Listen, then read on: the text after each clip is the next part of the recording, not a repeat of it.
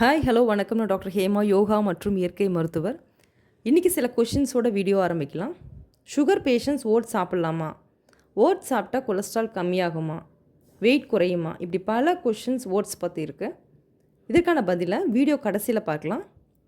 முதல்ல ஓட்ஸ் பற்றி தெரிஞ்சுக்கோங்க. கோதுமை அரிசி மாதிரி இது ஒரு தானியம். இதில் 3 டைப் ஆஃப் ஓட்ஸ் இருக்குது. Rolled oats, instant oats, steel cut ஓட்ஸ்ன்னு இருக்குது. இப்போ ரோல்டு ஓட்ஸ் அப்படின்னா அந்த தானியத்தில் இருக்கிற அவுட் ஷெல் ரிமூவ் பண்ணிவிட்டு ஹெவி ரோலர் மேலே விட்டு அவல் மாதிரி ஃப்ளாட்னிங், அதாவது தட்டையாக்கிடுவாங்க.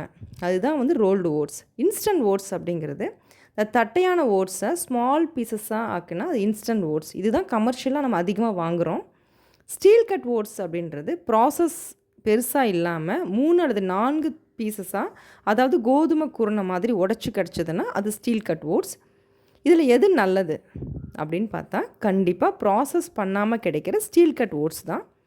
ஏன் அப்படின்னா இந்த சர்க்கரை குறியீடுன்னு சொல்லுவோம், இந்த கிளைசமிக் இண்டெக்ஸ், அதோடைய வேல்யூ எப்படி சொல்லுவாங்கன்னா சாப்பிட்ற உணவில் இருக்கிற குளுக்கோஸ் எவ்வளவு மெதுவாக ரத்தத்தில் கலக்குதோ அதை தான் வந்து கிளைசமிக் இண்டெக்ஸ்னு சொல்லுவோம். இப்போ கிளைசமிக் இண்டெக்ஸ் வந்து 55க்கு கீழே இருக்கிற உணவு வந்து சேஃப் ஃபார் டயபெட்டிக் பேஷண்ட்ஸ். இப்போது இன்ஸ்டன்ட் ஓட்ஸில் 83 கிளைசமிக் இண்டெக்ஸ் இருக்குது. அதே மாதிரி ரோல்டு ஓட்ஸில் கிளைசமிக் இண்டெக்ஸ் மதிப்பு வந்து 57, ஸ்டீல் கட் ஓட்ஸில் 53. இது மட்டும் ரீசன் இல்லை, இதில் சால்யூபிள் இன்சால்யூபிள் ஃபைபர்ஸ் இருக்குது. இது டோட்டல் கொலஸ்ட்ராலை ரெடியூஸ் பண்ணுது, சுகர் லெவலை கண்ட்ரோல் பண்ணுறதுக்கு ரொம்ப ஹெல்ப்ஃபுல்லாக இருக்கும், குடலில் இருக்கிற நல்ல பாக்டீரியா வளர்ச்சிக்கு ரொம்ப ஹெல்ப்ஃபுல்லாக இருக்கும், வெயிட் மேனேஜ்மெண்ட்டுக்கும் மலச்சிக்கல் போன்ற பிரச்சனைக்கும் ரொம்ப உகந்த உணவு.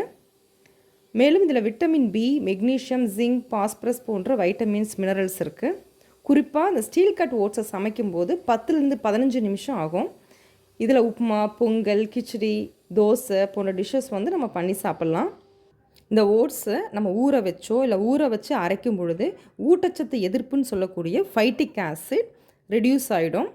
இந்த ஓட்ஸுக்கு நிகராக வேறு ஏதாவது ஃபுட் ஐட்டம்ஸ் இருக்கா அப்படின்னு பார்த்தோன்னா அந்த ஓட்ஸுக்கு நிகராகவும் அதற்கு அதிகமாகவும் வேறு ஃபுட் ஐட்டம்ஸ் நம்ம நாட்டில் விளையிற திணை, குதிரைவாலி, சாமை, வரகு. இந்த ஹெல்த் டிப் வந்து உங்களுக்கு ரொம்ப யூஸ்ஃபுல்லாக இருந்திருக்கும்னு நினைக்கிறேன். நாளைக்கு ஒரு புது வீடியோவோட உங்களை வந்து மீட் பண்ணுறேன். தேங்க்யூ, பாய்.